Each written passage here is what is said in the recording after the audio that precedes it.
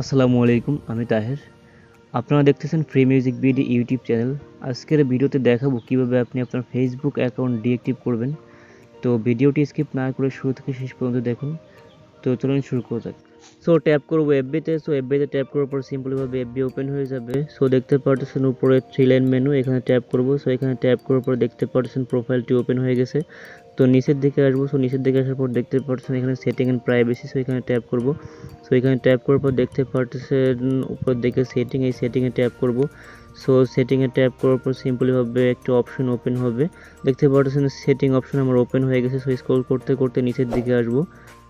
So দেখতে পাচ্ছেন এখানে account ownership and control. So এখানে ট্যাপ করব। সো এখানে ট্যাপ করার পর সিম্পলিভাবে একটা অপশন ওপেন হয়ে যাবে।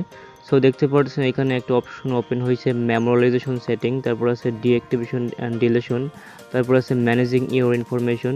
সো আমরা যেহেতু আজকে আমাদের অ্যাকাউন্ট ডিঅ্যাক্টিভ করব, সো আমরা মাঝখানে ডিঅ্যাক্টিভেশন অ্যান্ড ডিলেশন এখানে ট্যাপ করব। সো এখানে ট্যাপ করার পরে সিম্পলিভাবে দেখতে পাচ্ছেন এখানে আসছে deactivating or deleting your Facebook account. So ফার্স্টে আছে ডিঅ্যাক্টিভ অ্যাকাউন্ট আর সেকেন্ডে আছে ডিলেট অ্যাকাউন্ট। সো আপনি যদি আপনার অ্যাকাউন্টে ডিলিট করতে চান তাহলে আপনি এইখান থেকে দ্বিতীয় অপশন এনেবল করতে পারেন।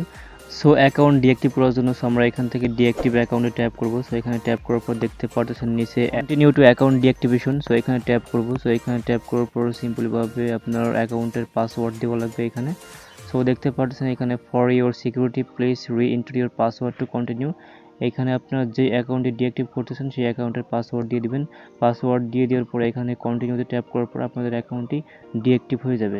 আর ডিঅ্যাক্টিভটা হচ্ছে আপনি যদি চান আপনার অ্যাকাউন্টটি আপনি এখন ব্যবহার করবেন না, বাট আপনি পরে ব্যবহার করবেন, তাহলে আপনি আপনার অ্যাকাউন্ট ডিঅ্যাক্টিভ করে রাখতে পারেন। যদি পরে আপনি আপনার অ্যাকাউন্টটি ব্যবহার করতে চান তাহলে পারবেন আপনি।